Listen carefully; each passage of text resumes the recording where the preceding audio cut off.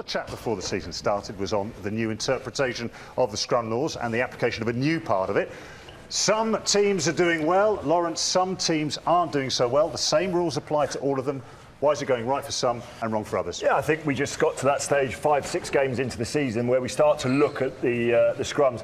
The scrum doesn't actually start until the ball's put in, and the referee determines when the ball's put in. So what we're looking at is this sort of preliminary engagement.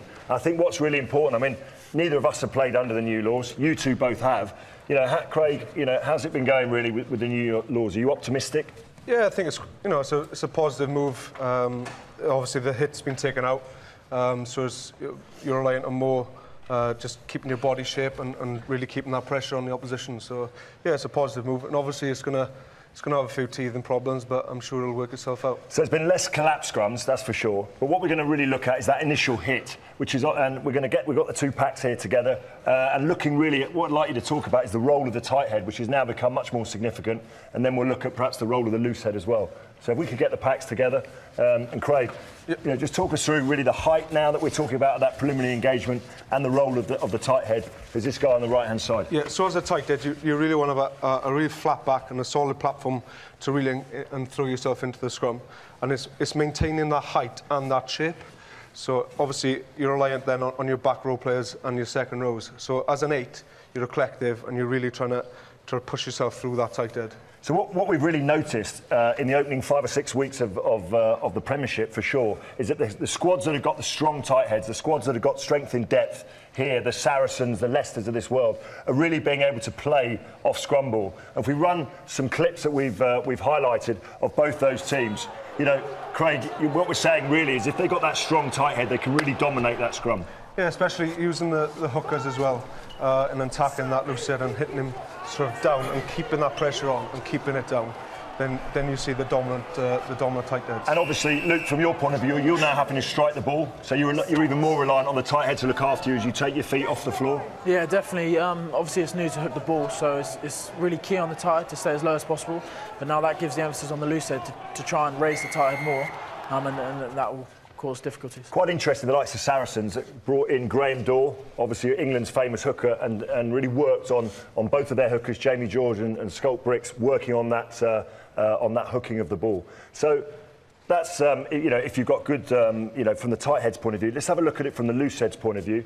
We can bring our scrum back in here and just talk us through how you would attack a scrum from the loose head. So where are you looking to break this team up? Because, as we said, we talked about the good. Let's look at the bad. Where can it go wrong, and how can you disrupt these boys? So as I said, for a tight head, you're really trying to keep that shape and trying to keep low. But for a loose head, you're trying to do the opposite. So you're trying to get really deep on the tight head and trying to get in an awkward position so you can really flick him up and sort of put him off balance. And really, the majority of the scrum comes through the tight head. So if he's low and deep on you, then he'll obviously get a really good hit on you and then push through. So where would you, if you're looking at this as your opposition, where are you looking to attack? It's really deep in the chest there. And then, likewise, if it's their scrum then, and maybe they're looking to come on maybe the outside, they'll attack this sort of V.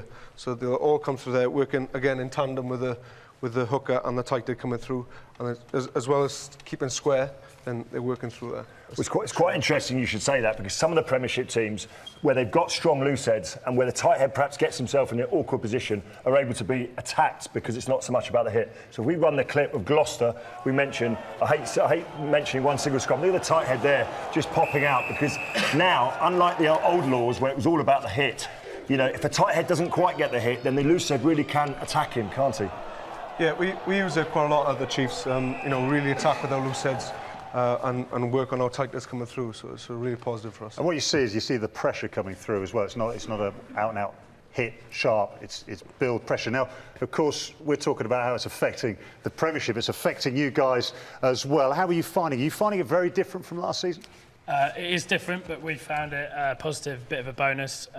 We were shorter side, so we were able to get a lot lower, and not having the hit means you're never on the back foot. You've got a good few seconds to set your scrum, get in the right position and really power it through. Now, these guys are saying that tight heads now are even more important, so you might be able to up your expenses for Crowbridge. So, yeah. Never that. And what about you as a hooker? Yeah, well, obviously we're having to strike the ball, so it's leaving us vulnerable to begin with, obviously. But as the tight head said, because we're a shorter team, we've got a couple of seconds to set ourselves, get a bit nicer.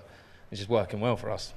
Talking about a shorter team, I assume he's talking about you. And you're the loose head. Life has changed for you a bit, hasn't it? Yeah. I mean, I've only got little arms like a T-Rex, as I keep getting told.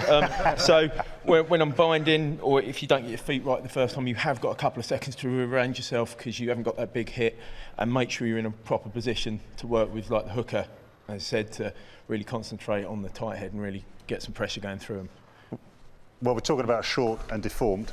So, Austin.